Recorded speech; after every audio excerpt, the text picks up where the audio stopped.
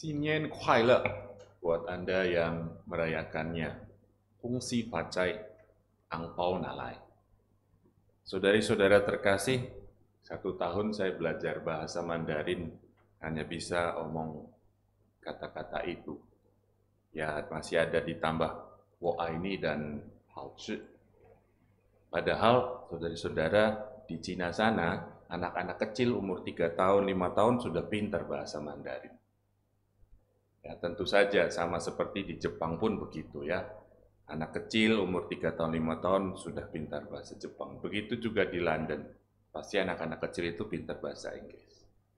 Nah, ini mau mengatakan kepada kita bahwa tanpa belajar secara khusus pun, hanya dengan biasa mendengar, orang kemudian bisa menirukan dan mengeluarkan lagi, mengungkapkan lagi apa yang dia dengar itu. Ya.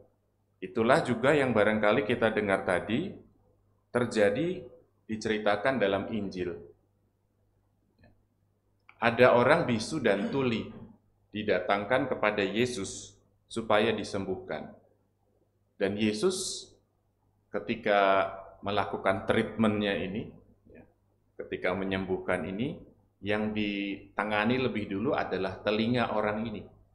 Baru kemudian mulutnya atau lidahnya. Dan diceritakan juga memang yang sembuh kemudian adalah telinganya dulu, terbukalah telinganya, baru setelah itu dia bisa berkata-kata. Saudari-saudara terkasih, ini mau mengatakan kepada kita poin yang tadi itu, bahwa ketika kita mampu mendengar, maka kita mampu juga berkata-kata. Mampu juga menyampaikan sesuatu seperti yang kita dengar. Nah, saya yakin, saya harap kita semua yang mengikuti perayaan Ekaristi ini diberi karunia oleh Tuhan, anggota tubuh yang baik, yang normal, sehingga pendengaran kita secara fisik saya anggap atau saya harapkan semua oke. Sehingga kita juga bisa berkata-kata secara fisik dengan baik. Tetapi kita masih bisa bertanya, apakah secara rohani, secara spiritual, pendengaran kita juga sebaik itu? Apakah kita biasa mendengar hal-hal yang baik, sehingga kita juga bisa mengatakan, menyampaikan hal-hal yang baik? Apakah kita biasa mendengar kebaikan Tuhan dalam hidup kita? Apakah kita biasa mendengar firman Tuhan dalam hidup kita? Sehingga kita bisa mengeluarkannya, menyampaikannya dalam kata-kata yang baik. Saudari-saudara terkasih, penting sekali bagi kita untuk memastikan bahwa pendengaran spiritual kita, pendengaran rohani kita sama baiknya, kalau perlu lebih baik dari pendengaran fisik kita. Maka kita mesti melatihnya. Kita mesti menyadari apakah itu sungguh-sungguh sudah terbuka, apakah sungguh-sungguh baik. Dan ketika ini tidak bisa atau tidak terbuka atau belum baik, bisa jadi itu karena memang kita memilih mendengarkan hal-hal yang kurang baik.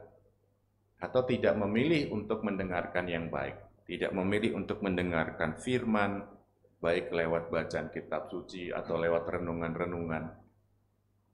Barangkali kita terkondisikan untuk tidak mampu mendengar. Sepanjang tahun 2020 sampai sekarang juga masih kondisi belum terlalu banyak berubah.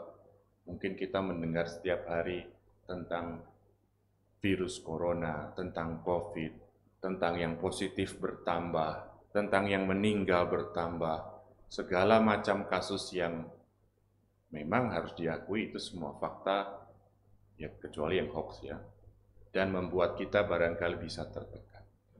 Tetapi kita bisa memilih juga untuk mengimbanginya dengan mendengarkan hal-hal yang baik.